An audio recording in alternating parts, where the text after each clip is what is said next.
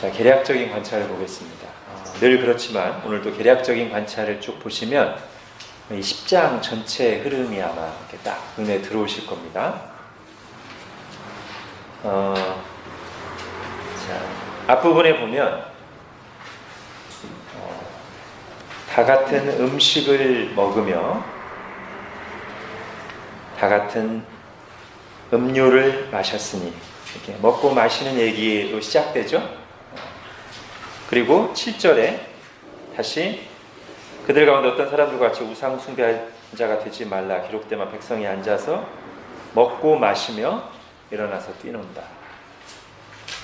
우상 숭배 얘기를 하는데 금송아지 만든 얘기를 한 게 아니고 먹고 마시며 뛰논다는 얘기를 했습니다. 뒤에서 살펴보겠습니다. 그 다음에 뒷부분으로 가서 16절에 우리가 축복하는 바 축복의 자는 그리스도의 피에 참여함이 아니며 우리가 떼는 떡은 그리스도의 몸에 참여함이 아니냐. 자, 앞에서 두 번이나 먹고 마시는 얘기를 했죠. 여기서 또 잔과 떡 얘기를 합니다. 이어서 21절에 주의 잔과 귀신의 잔을 겸하여 마시지 못하고 주의 식탁과 귀신의 식탁에 겸하여 참여하지 못하리라. 또 먹고 마시는 얘기를 합니다. 그리고 마지막에 우리가 읽은 요절 말씀, 한즉 너희가 먹든지 마시든지 무엇을 하든지 다 하나님의 영광을 위하여 하라. 다시 한번 먹고 마시는 얘기가 나옵니다. 그래서 바울이 이 앞에서 구약 이스라엘 백성들의 예를 들면서 시작한 이야기가 아주 의도된 겁니다. 일부러 그런 것들만 골라서 지금 쭉 연결시킨 거예요. 어떤 얘기요? 먹고 마시는 얘기요. 자, 우리가 지금 8장부터 그 얘기를 해오고 있죠. 우상에게 드려진 제물 먹는 얘기. 그 얘기를 이제 오늘 이제 결론 짓는 건데 10장 이제 이 덩어리의 최종 결론 단락인데 여기에서 구약으로부터 이제 쭉 가져와서 성만찬까지 연결한 뒤에 마지막에 먹든지 마시든지 다 하나님의 영광을 위하여 그렇게 되는 거예요. 이 흐름을 잘 생각하시기 바랍니다. 그래서 우리가 이 덩어리를 어디서부터라고 했냐면 6장 12절부터 해서 11장 1절까지가 지금 한 단락입니다. 그리고 이 단락에서 중요하게 다루는 주제는 이거죠. 그리스도인의 자유입니다. 그래서 6장 12절에 어떤 말로 시작해요? 모든 것이 내게 가하나 다 유익한 것이 아니요 모든 것이 내게 가하나 내가 무엇이든지 얽매이지 아니하리라. 이 말로 시작했죠. 우리가 자유로운데 과연 우리에게 허락된 권리와 자유대로 다 하는 것만이 정말로 자유로운 것이며 주님이 기뻐하시는 거냐? 라고 할 때 그렇지 않다. 그 얘기를 쭉 하면서 성과 결혼에 대한 얘기 그리고 더 많은 비중은 우상의 제물 먹는 얘기, 먹고 마시는 얘기예요. 그러면서 중간에 이제 바울의 모범을 한 번 넣었죠. 지난주에 한 거 9장. 자, 이 얘기를 쭉 해오고 이제 오늘 10장에 특히 이제 이 문제와 관련해서 이 주제를 종결 짓는 거예요. 요거와 관련해서 요 주제를 다루는 거예요. 그러기 위해서 지금 쭉 먹고 마시는 얘기를 쭉 하고 있단 말입니다. 자, 그래서 결국 이제 아까 요약에도 나왔지만 그리스도인의 자유를 주제지만 사실은 이것만 하는 것이 아니라 이것이 귀속되는 신자의 삶 대원칙을 말하면서 끝나죠. 여기까지 하면서 이제 이 덩어리가 마무리됩니다. 자, 1번 가보겠습니다. 바울은 구약시대 하나님의 백성이었던 이스라엘 백성들에게 일어났던 일을 반면교사로 제시하면서 고린도 교회가 우상 숭배하는 일을 멀리하도록 엄중하게 경고합니다. 바울은 광야 이스라엘 백성들과 신약시대 교회가 본질적으로 동일한 위치라는 것을 보여주기 위해 특히 어떤 공통점을 제시합니까? 바울이 10장을 시작하면서 고린도 교인들이여 너무 자랑하고 자만하지 마라. 사실은 구약 이스라엘 백성들도 본질적으로 보자면 우리와 똑같은 부르심을 받은, 우리와 똑같은 구원을 받은 하나님의 백성들이었다. 근데 그 백성들도 하나님이 죄를 지면 무섭게 징계하셨다 하면서 오늘날 교회와 신약 교회와 구약 이스라엘 백성들이 본질적으로 같은 부르심, 똑같이 구원받았다는 사실을 보여주기 위해서 여러 가지를 말할 수 있는데 그 중에 어떤 걸 가져와서 얘기하냐면 아주 분명하게 여기에 초점을 맞추죠. 성례를 가지고, 성례전을 가지고 구약 백성이나 신약 백성이나 똑같이 하나님의 백성. 왜? 구약 백성들에게도 오늘날과 똑같은 성례가 있었다. 비록 그 방식이 예표의 방식, 그림자의 방식이었지만 그들도 분명히 그런 성례가 있었고 그것을 통해 하나님께서 은혜를 베푸셨다. 그걸 말하는 거예요. 자, 성례에는 뭐가 있어요? 두 가지밖에 없죠? 세례와 성찬이 있어요. 물론 오늘 초점은 여기에 가 있습니다만 먹고 마시는 얘기니까 이제 먹고 마시는 얘기 하려고 이걸 가져온 거고요. 아까 말씀드렸듯이. 그러나 기왕에 성례를 다루기 때문에, 그리고 구약 백성이나 신약 백성이 똑같다는 걸 말하려면 하나만 들면 안 되겠죠, 그죠? 그들에게도 우리가 똑같은 두 가지 성례가 다 있었다라고 말해야 일치가 되는 것이고, 일단 일치된 뒤에는 이제 원래 말하려고 하는 주제에 집중하는 것이죠, 그죠? 자, 그래서 구약에도 우리가 똑같은 세례가 있었다. 이게 뭐예요? 광야에서 그들을 이끌던, 그들을 보호하던 하나님의 임재를 상징하는 구름이 이제 그들에게 세례 역할을 했고, 또 하나는 홍해 바다를 건너는, 홍해 바다가 애굽 사람들에게는 죽음이었는데, 죽음의 물이었는데, 이스라엘 백성들에게는 그 죽음의 물 한가운데를 통과하면서 오히려 구원의 길이 되었다. 그렇죠? 그래서 그런 홍해 바다, 또 그런 구름이 구약 백성들의 세례를 상징하며, 그들도 신령한 음식 뭐겠어요? 만나죠. 그 다음에 신령한 음료 뭐예요?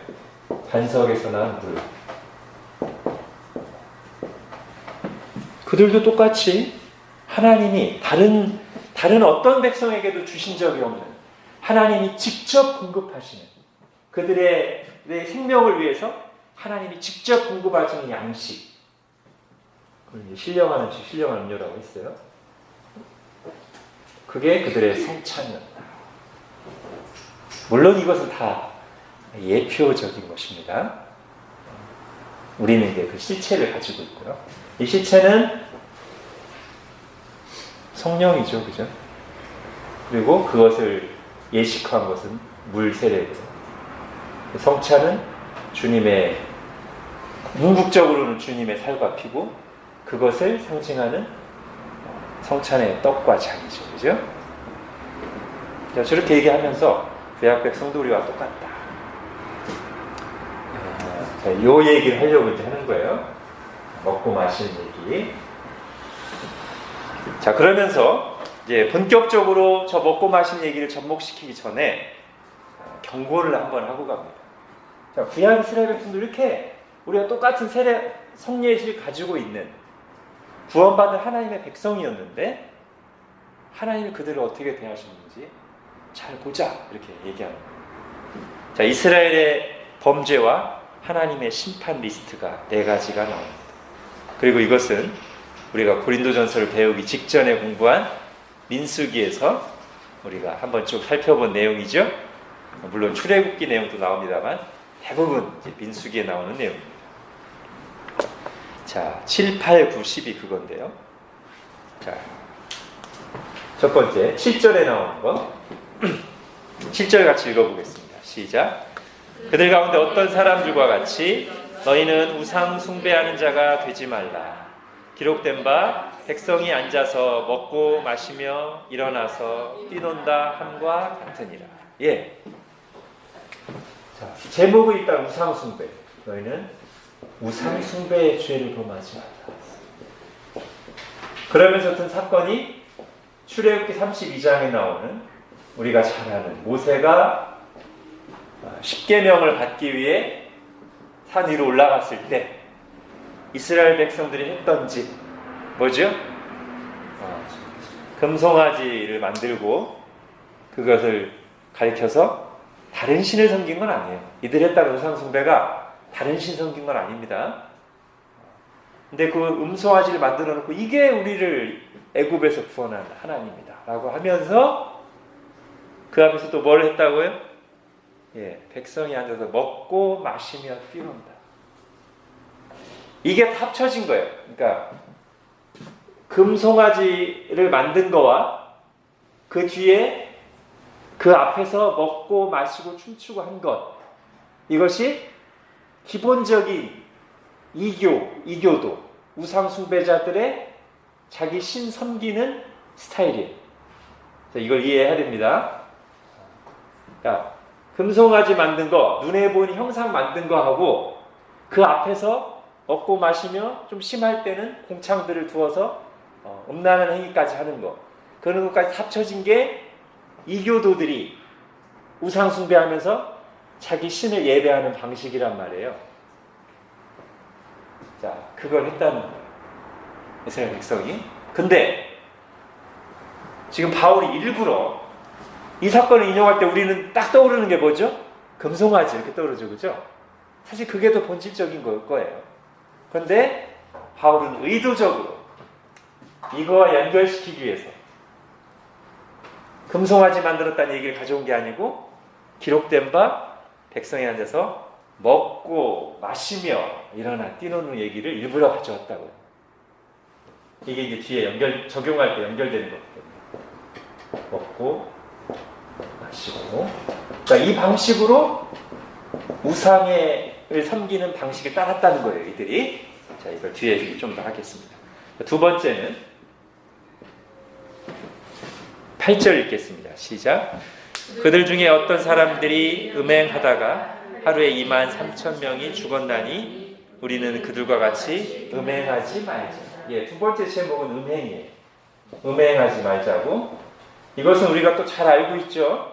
민수기 25장에 나오는 바알 부올 사건, 그죠?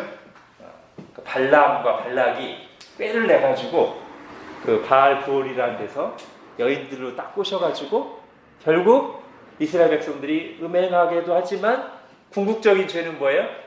예, 바알을 섬기는 우상 숭배에 참여하게 한 거예요, 그죠? 그래서 하나님이 진노하셔서 그때 많은 이스라엘 백성들을 심판하셨다고요. 근데 여기도 본질은 이 바알 부올 사건의 본질은 바알 숭배예요. 근데 우상 숭배는 일단 이래서 한번 하기도 했거니와 고린도 교회에 적용하기 위해서 음행을 더 가져온 거예요. 음행. 고린도 교회가 성적으로 굉장히 고린도가 성적으로 타락한 지역이고 고린도 교회도 거기 영향을 많이 받고 있잖아요, 그죠? 그 5장에서 음행 얘기 한번 했죠. 7장에서도 성에 대한 얘기 했고요, 그죠? 그러니까 지금 고린도 교회에 적용하고 싶은 부분들을 가져오는 거예요, 바울이. 자, 이렇게 생각한다면 세 번째, 네 번째도 우리가 그렇게 한번 추측해 볼 수 있다는 것이죠. 자, 세 번째는 9절입니다. 다시 읽겠습니다. 시작. 그들 가운데 어떤 사람들이 주를 시험하다가 뱀에게 멸망하였나니 우리는 그들과 같이 시험하지 말자. 예, 이거는 제목은 시험이에요. 하나님을 시험하지 말라. 이거 어디 나오는 거예요? 잠까지 몰라도 제목은 알죠? 놋뱀 사건, 그죠? 민수기 21장에 나오는 그 유명한 광야의 놋뱀 사건입니다. 이때는 길이 이제 험하다고 하나님께 이렇게 불평한 거예요. 근데 그걸 지금 바울이 가져오면서 시험이라고 했습니다. 하나님을 시험했다고 했습니다. 이게 뭘까요? 그러니까 이 사람들이 한 것은 길이 험하니까 그걸 가지고 힘든 걸 가지고, 그러니까 현실적인 힘든 걸 가지고 인내하지 못하고 이제 하나님께 막 은혜도 부정하면서 불평을 쏟아놓은 거예요. 그 사건을 가져오면서 바울이 시험하지 말라고 했어요. 그래서 이제 추측할 수 있는 건 대략 두 가지로 한번 생각해 볼 수 있습니다. 하나는 지금 바울이 하는 얘기가 바로 이제 앞에서 뭐예요? 그 9장 뒷부분에 운동장에서 다름질을 하는데 상을 얻도록 열심히 달려라. 이기기를 다투는 자마다 모든 일에 절제하고, 그렇죠? 모든 일에 절제하고 내 몸을 쳐 복종시키고 이런 얘기 하잖아요. 그리고서 이제 10장으로 쭉 이어져 왔단 말이죠. 그리고 지금 형제를 위해서 음식 먹는 걸 포기할 수 있지 않냐. 이런 거에 대해서 자기 자유만 내세우면서 그런 거에 대해서 불평하는 거예요. 내가 왜 이걸 먹고 싶은 고기도 참아야 되고 이런 거라든지 절제하지 않고 그런 걸 요구하는 거에 대해서 힘들어하는 그런 걸 수도 있고요. 또 하나는 이제 오늘 본문 안에서 생각하자면 이 사람들이 이제 우상의 축전에 우상숭배 2부 순서에 참여했단 말이에요. 근데 뭐 거기 참여했는데도 큰 문제 없네. 하나님이 뭐 특별히 징계하시거나 그런 거 없네. 이런 생각을 하는 사람들이 있을 수도 있죠. 그게 이제 말하자면 하나님을 시험하는 태도죠. 그렇죠? 당장 하나님의 징계가 나타나든 나타나지 않든 하나님 뜻인가 아닌가를 살펴서 하나님 뜻이면 하고 아니면 안 해야 되는데 자기 편한 대로만 딱 하려고 따라가서 다른 사람들 갔는데도 문제 없으니까 에이 해도 되네 괜찮네. 이게 하나님을 시험하는 태도죠. 뭐 그 둘 중에 하나일 수 있습니다. 바울이 의도한 게 본문에 안 나오기 때문에 정확히 몰라요. 그냥 그렇게 추측하는 거고요. 자, 네 번째 10절입니다. 같이 읽겠습니다. 시작. 그들 가운데 어떤 사람들이 원망하다가 멸망시키는 자에게 멸망하였나니 너희는 그들과 같이 멸망하지 말라. 예. 여기의 제목은 원망이에요. 하나님 원망하는 거죠. 요거는 뭐 어디 한 사건이라고 말하기가 사실은 어렵습니다. 왜냐하면 우리가 민수기 할 때 보셨듯이 구약 이스라엘 백성이 광야에서 주로 한 짓이 원망 불평이기 때문에 뭐 하나로 말할 수는 없지만 여기 나온 대로 원망하다가 멸망했다라고 했으니까 좀 규모가 큰 원망 사건 한 두 가지 정도만 예를 든다면 뭐 가장 대표적인 것은 민수기 14장에 나오는 가나안 땅 정탐 이후에 이스라엘 백성 전체가 하나님 원망하죠. 그래서 당장 하나님이 심판하시진 않지만 그들에게 40년형을 선교하시면서 너희는 광야에서 다 죽을 것이다. 그렇죠? 그러니까 이게 이제 이 원망이라는 말을 하면서 바울이 의도한 것일 수도 있고요. 또 하나 큰 원망이 뭐냐면 이 사건이 있고 나서 조금 있다가 아마도 이제 이거와 연관돼서 수 있겠는데 고라 자손이 반역을 일으킵니다. 그래서 그때 또 하나님이 심판을 하시죠. 그런데 우리가 민수기에서 살펴본 것은 뭐냐면 그렇게 땅이 갈라지면서 그 반역한 자들이 하나님 심판하셨는데 그걸 보고도 이스라엘 백성들이 하나님을 두려워하면서 이렇게 회개하는 게 아니라 곧 이어서 대대적인 원망이 일어납니다. 니들이 모세와 아론을 가리켜서 니들 때문에 사람 죽었다. 그래가지고 하나님이 연병을 보내셔가지고요 10,000몇천 명이 죽습니다. 그게 이제 몇 장에 나오냐면 16장. 뭐 이거일 수도 있어요. 원망하다가 멸망하고. 자, 그러면서 자, 10절을 한번 잘 보십시오.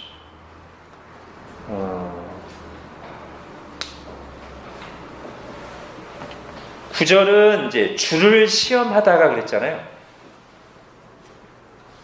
근데 10절은 그냥 원망하다가, 그죠? 꼭 하나님 또는 주님으로 특정하지 않고 그냥 어떤 사람들이 원망하다가 이렇게 돼 있어요. 우리가 잘 보면 민수기에서 그 이스라엘 백성들이 거의 대부분 하나님을 원망하는 것과 모세를 원망하는 것이 동시에 일어납니다. 그냥 모세가 하나님 뜻대로 행하는 건데 그냥 한꺼번에 원망하는 거예요. 모세를 원망하는 게 곧 하나님 원망하는 거예요. 그래서 지금 이제 이거 하나하나가 광야의 이스라엘 백성들의 죄 리스트이기도 하지만 바울이 이것을 가져온 그 문맥들을 보면 그 내용들을 특히 고린도 교회 상황에 적용하려고 했다는 의도를 우리가 읽을 수 있었잖아요. 그러니까 이것도 아마 그렇게 짐작할 수 있습니다. 이 고린도 교회에 지금 무슨 문제가 있는지를 우리가 아냐면 바울의 사도권을 의심하면서 바울에게 대한 불만이 있어요. 고린도 교회에. 그래서 바울이 아마 그것을 의도했을 가능성이 꽤 있습니다. 그래서 주를 원망했다는 말도 일부러 안 넣고요. 하나님을 원망하고 그 하나님의 뜻대로 하는 모세를 원망했듯이 지금 참 사역자인 하나님 뜻대로 하고 있는 나 바울 못마땅히 하고 의심하고 있는 고린도 교회에게 적용하는 내용일 수가 있습니다. 저는 그럴 가능성이 많다고 봅니다. 자, 그래서 구약 이스라엘 백성들이 이런 점을 가졌기 때문에 우리와 똑같은 하나님의 백성인데 그들도 이런 죄를 범할 때 하나님이 그들을 무섭게 징계하셨다. 그러면서 뭐라고 그래요? 두 번이나 6절과 11절에서 그들에게 일어난 일은 본복이다. 본복이다. 이런 걸 보면서 아차, 우리도 이러면 안 되겠구나 라는 것을 깨닫고 하나님 앞에 겸손히 서서 거룩의 싸움을 싸우라고 기록한 것이다. 바로 그렇게 말하고 있잖아요. 그러니까 지금 고린도 그들이 이거 하나하나를 가지고 자기에게 적용을 해야 되는 거예요. 물론 이 중에 가장 중요한 핵심은 좀 요겁니다. 먹고 마시는 얘기예요. 요 얘기를 하는 문맥에서 지금 기왕 얘기할 때 고린도 교회 문제를 한꺼번에 바울이 쭉 다룬 거고요.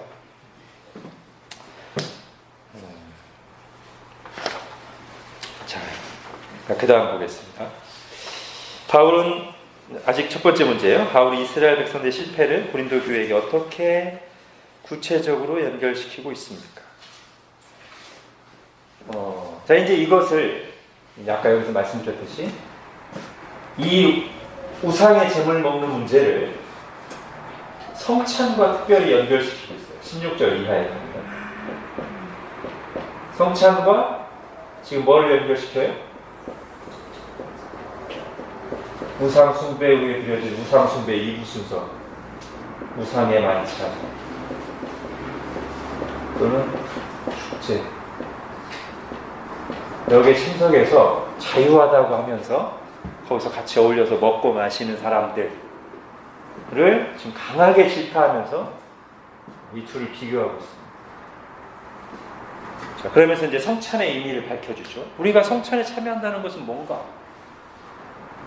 비록 우리가 하는 행동은 떡이라고 하는 그 상징물, 잔이라고 하는 상징물을 취하는 거지만 그것은 참으로 우리 마음에 있는 신앙을 표현하는 아주 실제적인 그리고 하나님이 받으시는 신앙의 행위며 우리가 그리스도께 속했다는 아주 구체적인 신앙 고백적 표현이 아닌가? 그렇다면 우리가 이렇게 떡을 먹고 마시면서 주님의 만찬에 참여하면서 그것을 우리가 신앙 행위로 인정한다면, 마찬가지로 우상 숭배 후에 그 2부 순서로 이어지는 우상의 만찬, 그런 축제에 참여해서 거기서 같이 어울리고 먹고 마시는 것이 어찌 가당하단 말인가? 바울이 그렇게 말하는 셈이죠. 그러니까 지금 어떻게 하지 말라는 거냐면, 이렇게 하지 말라는 거예요.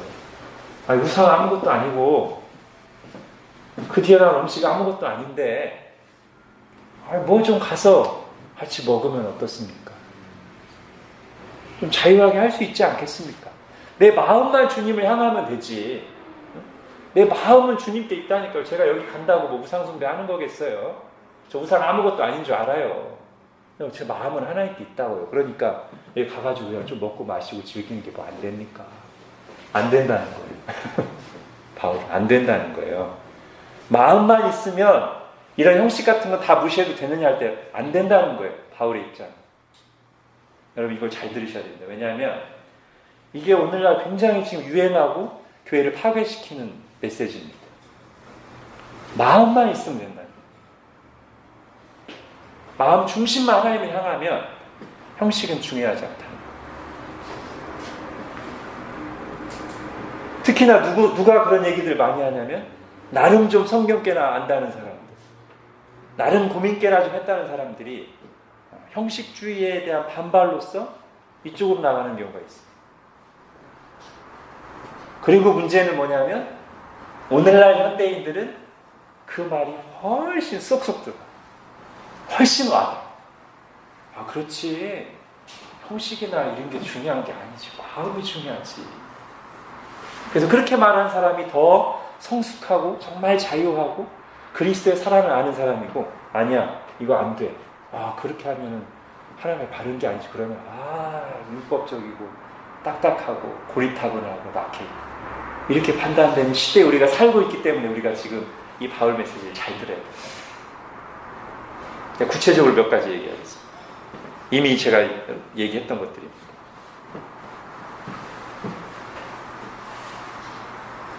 어떤 아이돌이, 이 아이돌은 성인돌입니다. 왜 성인돌이냐면 19금 공연을 하니까요.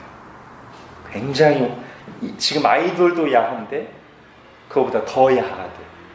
춤도 더 야한 춤을 추는. 근데 이 사람이 기독교인, 교회당. 그래서 그걸 간증하는 걸 어떤 책을 봤더니만 내가 그거에 대한 고민이 있었는데 또 기독교 문화 사역을 하는 어떤 같은 연예인 오빠가 아니야, 중요한 건 마음이야. 네 마음만 주님께 향하고 있다면 그런 것들은 신경 쓰지 않아도 돼. 그렇게 얘기해 줬대요. 어떤 믿음의 선배 오빠가. 그랬더니 이 자매는 그 말을 듣고 그렇구나 하고 평안을 얻었대요. 사사기를 부는 것 같습니다. 제가 볼 때. 그 오빠라는 사람이 어떤 사람인지 모르지만 정말 바울이 말하는 거와는, 아니 바울이 굳이 말 안 해도 그리스도인들이 19금 공연을 하는 게 가당한가요? 근데 그것을 아니야, 마음이 중요해. 주님은 네 마음을 보셔. 마음만 괜찮으면 나체춤을 춰도 되겠어요. 그죠? 이 논리대로라면. 근데 그게 사람들한테 더 와닿는다니까, 문제. 여러분도 그래요. 이청하지 마세요. 여러분도 그게 더 와닿아요. 하나님이 말씀하신 방식, 그걸 정말 적용하려고 하면 마음이 중요하지. 이러기 쉽다고. 저도 마찬가지예요. 우리가 주의해야 됩니다. 물론 너무 형식주의가 가면 안 돼요. 자유할 때 자유해야 돼요. 근데 주의해야 됩니다.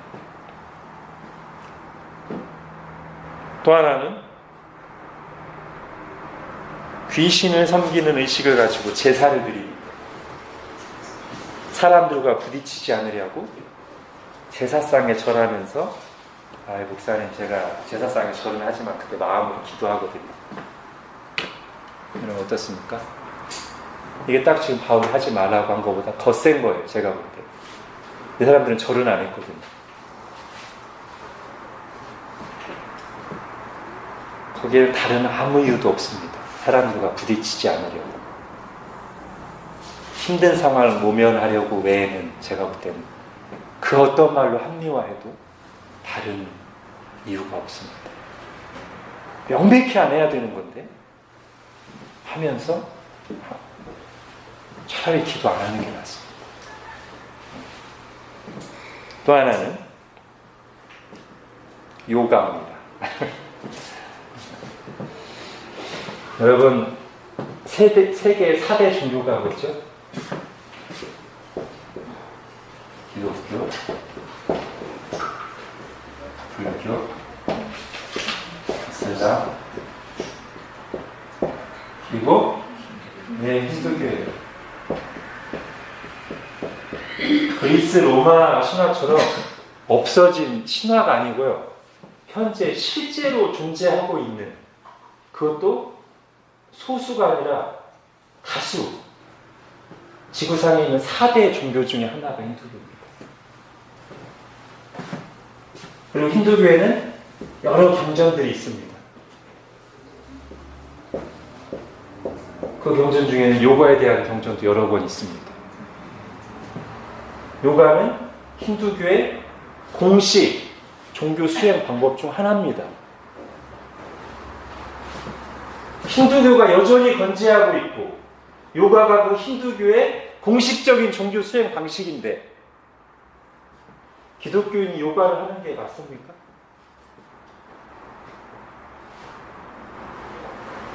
이게 한국에 들어온 요가는 그냥 몸매 관리하고 건강을 위해서 하는 거예요. 요가 자체가 그게 아니라니까요.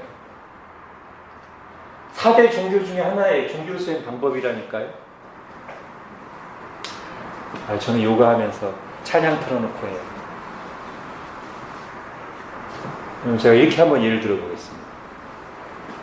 이게 그냥 요가는 단지 그냥 몸 동작이고 건강을 위한 걸 뿐이에요. 그러면 여러분 그리스도인이 목탁을 치면서 참선하는 건 어떻습니까?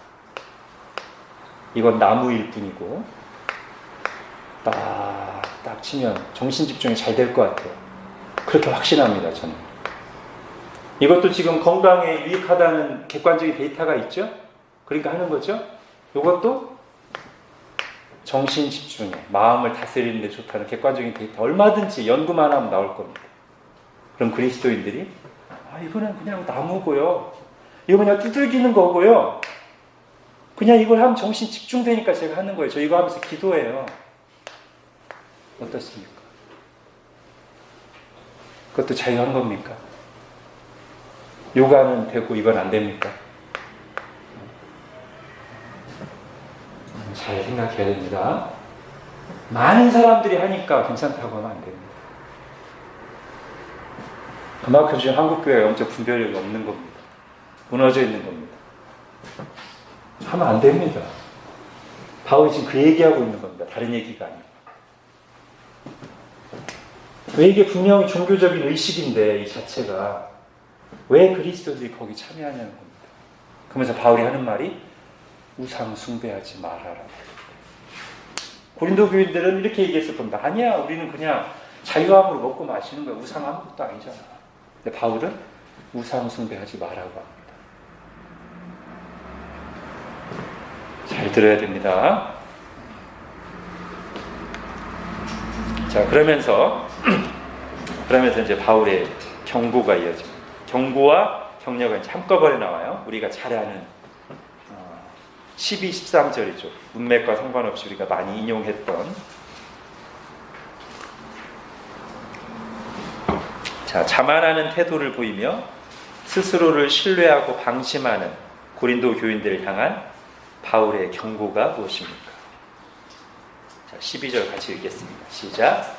그런즉 선줄로 생각하는 자는 넘어질까 조심하라. 예.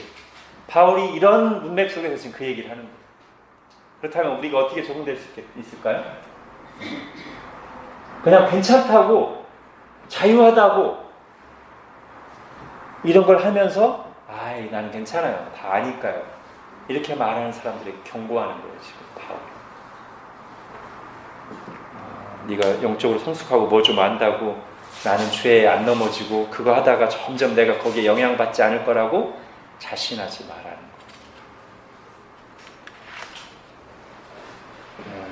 거. 여러분 신자들이요, 그냥 이렇게 좀 음탕하고 타락한 거리, 자기는 술을 안 먹는다고 거기 계속 드나들어 보십시오. 어떻게 될까요? 나는 이미 내 속에는 기준이 딱 분명하기 때문에 그냥 사람들 만나러 거기 가는 거지, 거기 자주 간다고 내가 거기 영향받지 않아. 과연? 이 시대의 TV나 대중매체를 끊임없이 접하면서 자주 보면서 저도 다 분별력 있어요. 그런 것보다 제가 영향 받나요? 엄청 받습니다. 우리 중에 영향 안 받는 사람이 누가 있습니까? 저는 영향 받습니다, 개인적으로. 저는 그래서 집에서 TV도 없고요. 우리 아이들을 위한 거지만 저 자신을 위한 거기도 합니다. 그리고 인터넷도 많이 안 하려고 합니다, 되도록. 뉴스만 이 시대를 파악하기 위해서 제가 보지, 다른 건 되도록 안 보려고 합니다. 왜냐하면 이렇게 클릭 보다 보면은 제가 영적으로 멍해집니다. 여러분, 내가 기준이 분명하니까 안 넘어지고 안 영향받는다? 그 사람들이 여기 해당되는 사람들이. 선질로 생각하는 사람 넘어질까 조심하라. 영향받는다니까요. 우리가 이 시대의 문화 엄청 영향받고 있어요, 이미. 물론 저도 영향받았겠지만 제가 사람들하고 얘기하다 보면 그냥 보이는 부분이 많이 있습니다. 이분도 상대주의 영향을 많이 받았구나. 이분도 개인주의 영향을 많이 받았구나. 너무 그냥 탁탁 보여요, 사실.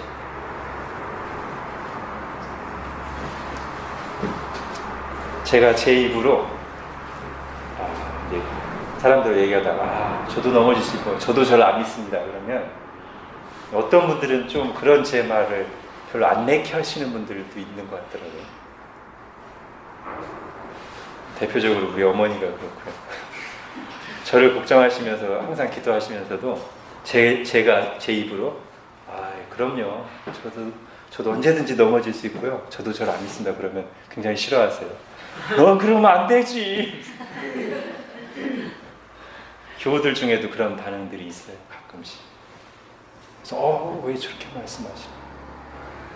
근데 그렇게 생각해야 안 넘어질 가능성이 높아집니다. 자기 자신을 그렇게 생각해야 나는 언제든지 넘어질 수 있어. 주님이 붙잡아 주지 않으십니다. 나도 날 못 믿어. 주님 순례할 수밖에 없어 라고 해야, 정말로 말뿐만 아니라 진짜로 그렇게 생각해야 넘어질 가능성이 적죠. 저는 이제 괜찮습니다. 선줄로 생각하는 저는 넘어질까 조심. 물론 여기서 이제 주의할 게 있습니다. 여기서 항상 그 교묘한 틈새가 있어가지고 이 말을 이제 어떻게 하느냐에 따라서 이게 정말 좋은 말일 수도 있고 나쁜 말일 수도 있으니까 우리는 다 죄인이야, 나도 날 못 믿고 나도 언제든지 넘어질 수 있어, 이 말이 그렇기 때문에 나는 정말로 깨어 기도해야 되고, 그런 나를 유혹하는 걸 되도록 멀리해야 되고 주님 의지할 수밖에 없어라고 가야 되는데, 그러라고 지금 바울이 하는 말인데, 저는 가끔 보면 이 말이 우리는 다 죄인이라 넘어질 수밖에 없어. 그리고 넘어져. 그리고 정말로 영적으로 막 싸워야 되는데 이미 예범이 꺾였어.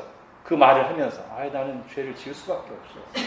난 넘어질 수밖에 없어. 어떻게 말씀 그대로 다 지켜. 이미 말씀대로 완전히 지키는 걸 포기한 상태. 이미 치열하게 싸워서 나 승리할 수 있어라는 걸 포기한 상태로 이미 싸움 시작해, 영적 싸움. 자기 연약하다고 고백하면서 정말 집중해서 하나님 의지하는 것도 아니고 반쯤 체념한 상태로 난 넘어질 수밖에 없어. 그래서 또 넘어졌어. 이렇게 가면 안 됩니다. 이게 뭐랑 비슷한 거예요? 주님이 마음은 원이로되 육신이 약하도다를 해석하는 방식, 제가 이미 여러 번 말씀드렸습니다. 예수님이 그 말씀을 하신 게 마음이 약하도 원이로도 육신이 약하도 아이고 피곤해서 기도 못하겠구만 이 말씀하신 게 아니고요.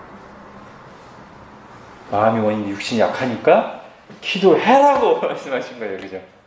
그러니까 기도하라고. 그러니까 하나님 의지하라고. 네 힘으로는 어둠의 영들과 싸워서 이길 수 없으니까 하나님 의지하고 깨어 기도하라고 그 말씀하신 건데 적용하는 방식이 기도 안 하면서 형제님 기도 좀 하셔야죠. 그러면 마음이 원인데 육신이 약하네. 이게 지금 성경이 말하는 방식하고 정반대로 가는 겁니다. 바울 말도 마찬가지예요.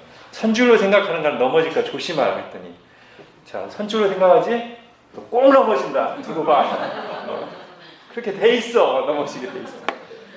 이 말로 바울이 한 게 아니죠.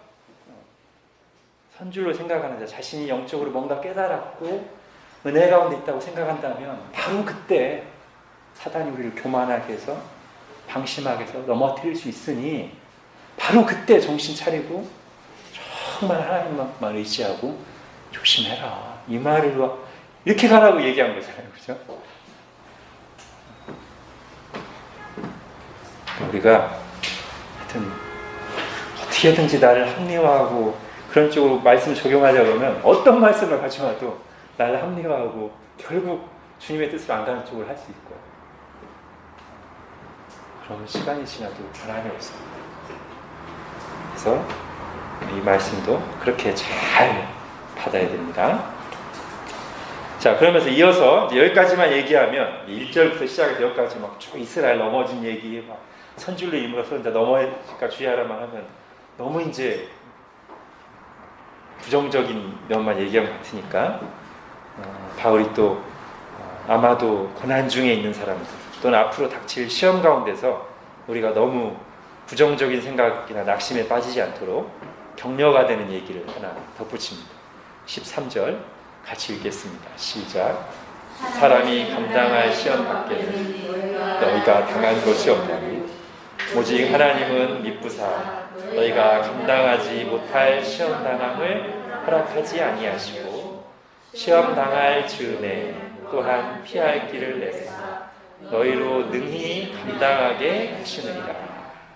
아멘.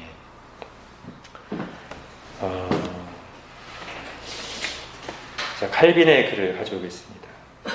하나님께서는 우리가 시험에 지지 않도록 두 가지 방식으로 우리를 도와주시는데 그중 하나는 우리에게 시험을 이길 힘을 주시는 것이고 다른 하나는 시험 자체에 제한을 두시는 것이다.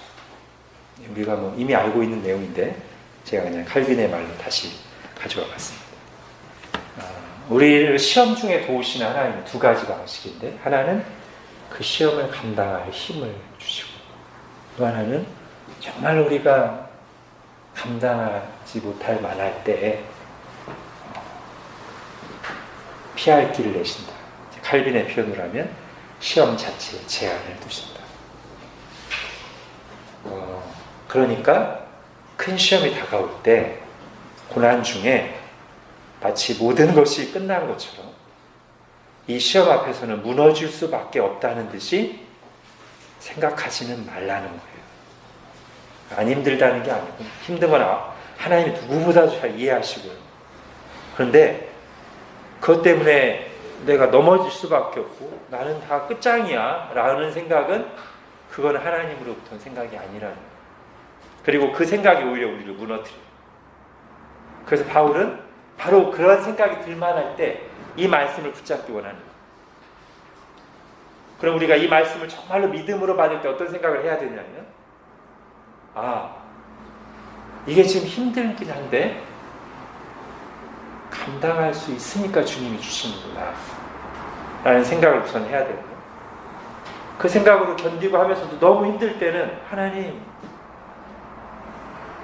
우리가 감당하지 못할 시험당을 허락하지 아니하시고 피할 길을 주시는 주님 도와주세요. 너무 힘듭니다. 제 힘으로 감당할 수 없습니다. 힘을 주시든지 피할 길을 주십시오라고 이 말씀에 의지하여 담대하게 주님께 구할 수 있다. 우리가 그렇게 믿어야 된다는 것이죠. 그렇죠? 물론 실제 고난이 오면 어렵습니다. 그러니까 우리가 고난 중에 있는 사람 쉽게 판단할 수는 없고요. 그러나 우리 자신이 시험 중에 있을 때는 정말 이 말씀을 붙잡고 아니 하나님이 할 만하니까 주신 걸 거야. 그리고 이걸 통해서 결국 날 유익하게 하려고 주신 거야 라고 생각하고 힘들 때는 주님 시편 기자처럼 힘든 거 그대로 마음 쏟아놓고 주님 위로해 주십시오. 힘듭니다. 저도 그렇게 기도하거든요. 너무 마음 힘들어서 막 말씀 읽는 것도 잘 안 될 때는 그냥 막 무릎 꿇고 얼굴 딱 쳐박고서 주님 힘들어요. 위로해 주세요. 그렇게 한다고요. 누구보다도 우리 하나님이 잘 이해하시죠. 그리고 정말로 이제 하나님께서 어떤 실제적인 도움을 주실 수 있는 분이라는 것을 우리가 또 믿어야 되죠. 자, 2번. 바울은 이 단락, 아까 제가 말한 6장 12절부터 11장 1절 단락을 시작하면서 말했던 내용을 다시금 언급하면서, 즉 모든 것이 가하나 모든 것이 유익한 것이 아니, 이걸 다시금 언급하면서 그리스도인의 자유와 삶에 대한 대원리를 외치며 마무리합니다. 자, 음식에 관해 바울이 제시하는 실제적인 지침은 무엇입니까? 자, 간단합니다. 시장에서 파는 것은 묻지 말고 먹어라. 묻지 마 섭취를 하라는 겁니다. 특히 이제 구체적으로 어떤 경우냐면 불신자 중에 누가 너희를 청할 때 너희가 갔으면 그 앞에 이제 고기가 나올 수 있는데 이게 시장에서 사왔을 가능성이 많잖아요. 묻지 말고 그냥 먹으라는 거예요. 그러니까 우상의 제물일 수 있어요. 근데 그냥 먹으라는 거예요. 여기서 다시 한번 우상에 드려진 제물 자체는 고기니까 그리스도인들이 먹어도 된다 안 된다? 된다예요. 기본적으로 원래 답은 된다예요. 고기 자체 먹는 거 문제예요. 아까 이거랑 좀 다른 겁니다. 이거는 그 종교 의식에 참여하는 거고요. 고기 자체 먹는 거는 아무 문제가 없어요. 그런데 이런 문화가 있던 우상의 만찬 문화가 있고 그렇게 우상에게 드려졌던 것들이 어떤 종교적인 의미가 있다고 생각하는 게 만연한 이 시대에서는 나를 위해서가 아니라 나는 먹어도 되는데 우리의 잠재적인 전도 대상이 되는 우리를 초청한 그 사람이나 아니면 나와 같이 초대받은 사람 중에 믿음이 약한 형제가 있거나 그런 사람들의 양심을 생각해서 이거 우상에게 드려졌던 제물이에요 라고 분명하게 밝혀지면 고기를 먹을 수 있는 권리를 내려놓으라는 거예요. 먹지 말라는 거예요. 그냥 그렇지 않다면 그냥 먹으라는 거예요. 아주 구체적인 지침이죠. 그죠? 이건 간단히 하고요. 이렇게 그 다음 마무리. 자, 그리스도인의 자유에 대한 단락을 마무리하면서 바울이 힘주어 말하는 그리스도인의 삶의 대원리는 무엇입니까? 자, 31절부터인데요. 여기서 이제 31절부터 11장 1절까지가 그리스도인의 자유에 관한 대원리면서 사실은 꼭 자유에만 해당되는 게 아닌 그냥 그리스도인의 삶의 대원리입니다. 여기가. 자, 우리 31절부터 11장 1절까지 그걸 생각하면서 우리가 이렇게 살아야 되는 사람들이다 라고 생각하면서 한번 천천히 읽어보겠습니다. 시작. 그런즉 너희가 먹든지 마시든지 무엇을 하든지 다 하나님의 영광을 위하여 하라. 유대인에게나 헬라인에게나 하나님의 교회에나 거치는 자가 되지 말고 나와 같이 모든 일에 모든 사람을 기쁘게 하여 자신의 유익을 구하지 아니하고 많은 사람의 유익을 구하여 그들로 구원을 받게 하라. 내가 그리스도를 본받는 자가 된 것 같이 너희는 나를 본받는 자가 되라. 아멘. 예, 우리가 이렇게 살도록 부름받은 사람들입니다. 이대로 하면 됩니다.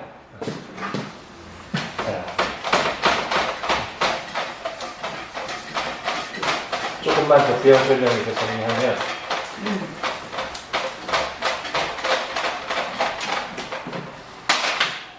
첫째 원리가 하나님의 영광을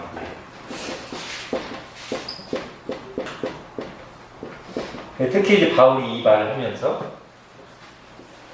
이걸 덧붙이는 거죠. 무엇이든지. 이 무엇이든지라는 말을 하는 건데, 이게 지금 이 문맥에서는 특별히 어떤 문제? 먹고 마시는 문제.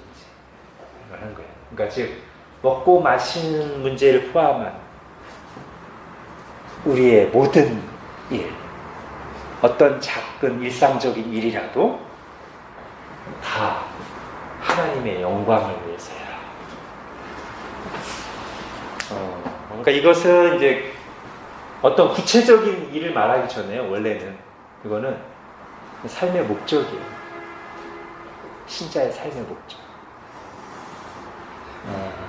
그게 이제 아주 구체적인 거에 적용돼야 되는데, 그 전에 제가 누누이 말씀드리듯이 그 전에 구체적인 거에 적용하기 전에 하나님 말씀 앞에서 주님이 나를 창조하시고 구원하시는 의미를 생각하면서 내가 무엇을 위해서 사나, 이게 반드시 그리스도는 정립이 돼야 돼요.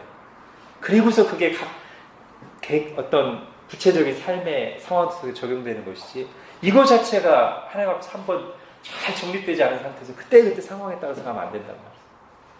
삶의 목적이에요. 당신이 무엇을 위해 삽니까? 그러면 마음에서부터 하나님의 영광을 위해 삽니다. 하나님은 그렇게 저를 창조하셨습니다. 하나님 그렇게 저를 구원하셨습니다. 저는 출세하려고, 돈 많이 벌려고, 세상에서 인기 얻으려고, 그게 제가 살아가는 이유가 아닙니다. 하나님의 영광을 위해 삽니다. 그리스도는 이렇게 말해야 되는 사람들입니다. 그렇죠? 그래서 요거를 조금 구체적으로 얘기하면, 아무리 작은 일이라도 하나님의 이름을 욕되게 하신 일이라면 하지 않을 것이고, 아무리 작은 것이라도 하나님의 영광을 위한 일이라면 열심히 한다. 그렇죠? 그렇게 말할 수도 있고. 두 번째는 이제 결국 이제 이거랑 거의 같은 내용인데, 자기 유익을 위해서 살지 말고, 자기 유익을 위해 살지 말고 많은 사람들의 유익, 특히 구체적으로 그들이 구원받도록.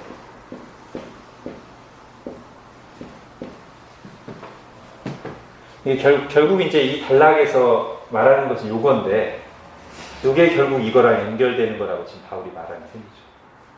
하나님의 영광을 산다고 하는 사람들은 그 삶의 방식이 이래야 된다는 거예요. 공허한 구호가 되지 않게 자기 유익을만 추구하며 살지 말고 많은 사람의 유익을, 특히 많은 사람들이 구원을 받도록. 그래서 바울이 나처럼이라고 말하죠. 이 얘기를 어디서 했어요? 9장에서, 그죠?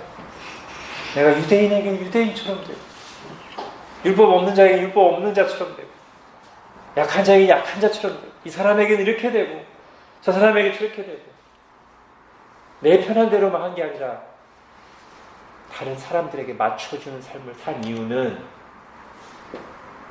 아무쪼록 몇 사람이라도 구원받게 하고. 그죠? 바울이 그 얘기하는 거예요. 그래서 이제 이걸 조금만 더 적용해보면, 왜 많은 사람의 유익을 얘기할 때 이 구원이라는 말이 꼭 들어가야 되냐면요, 이것도 이제 오늘 이 시대랑 관련이 있어요. 자꾸 우리가 이 반기독교적인, 그리고 개인주의적이고 상대주의적인 문화에 영향을 받으면 다른 사람의 유익을 위한 게 뭐가 되냐면, 다른 사람 피곤해하고 힘들어하는데 전도 안 하는 게 다른 사람 유익이 돼요. 정말로 교회 다니는 사람들 중에도 그렇게 생각하는 사람도 있어요. 지금 많이. 전도하는 거에 대해서 부정적. 거리에서 전도하는 거에 대해서 부정적인 생각. 다른 종교 믿는 사람들에 대해서 전도하는 거에 대해서 부정적으로 봐. 선교하러 나가는 것에 대해서 오지랖이라고 생각해. 이게 교회 다니는 사람들이. 왜 그냥 그 사람들 나름대로 살게 좀 놔두지 왜 귀찮게 하냐는 거예요. 그게 다른 사람 유익이라고 생각한다니까요. 얼마나 지금 복음 정신에서 멀어져 있는 건지, 얼마나 세속화되어 있는 생각인지, 다른 사람 유익하게 하는 최고의 길을 복음을 전하는 거죠. 못마땅해 하고 싫어해도 하나님 말씀 가르치는 거죠. 그게 그 사람의 유익을 위한 최고의 길이죠. 물론 이제 지혜롭게 해야 되는 거지. 그죠? 근데 이게 자꾸 세속화되면, 개인주의화되면 이 유익의 개념 자체가 바뀌어요. 그러니까 저는 이 구절에 요게 들어간 게 참 잘 들어갔다고 생각됩니다. 다른 사람의 유익을 위해 살아야 되는데 그거의 최고는 다른 사람의 구원을 위한 것이다.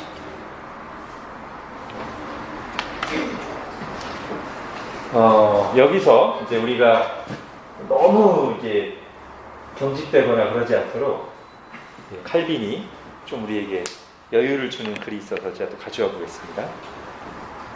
여기서 우리가 유의해야 할 것은, 사도는 각 사람에게 자신의 유익을 조금도 구해서는 안 된다고 말하고 있는 것이 아니고, 그래, 여기서 좀 자유해야 됩니다. 밥을 먹다가 아이고 나 위해서 먹는 건데 어떡하지? 뭐 이러면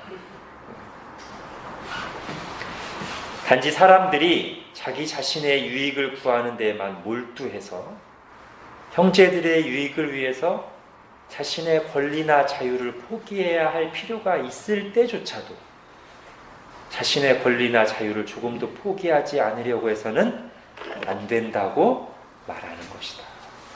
자, 또 하나, 우리가 아무리 조심하고 다른 사람들을 고려하여 분별 있게 행한다고 할지라도 악한 자들은 우리를 비방할 것이고, 심지어 믿음이 연약한 자들도 우리에게 종종 화를 내게 될 것이다.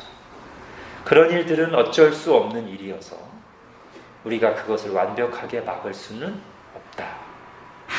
그러므로 바울은 여기에서 우리가 그렇게 조심해서 행하였는데도 비방을 받고 욕을 먹는 그런 경우들에 대해서 말한 것이 아니고, 우리가 꼭 그렇게 할 필요가 있는 것이 아니었는데도 불구하고 다른 사람들을 고려하지 않고 경거망동함으로써 다른 사람들에게 걸림돌이 될 수 있는 빌미를 제공하고 연약한 양심에 상처를 주어서는 안 된다고 경고한 것이다. 아셨죠? 이게 자기 유익을 구한다고 여기서 안 되는 게 막 지나친 막 금욕주의 이렇게 가면 안 된다는 거예요. 자유하면 돼요.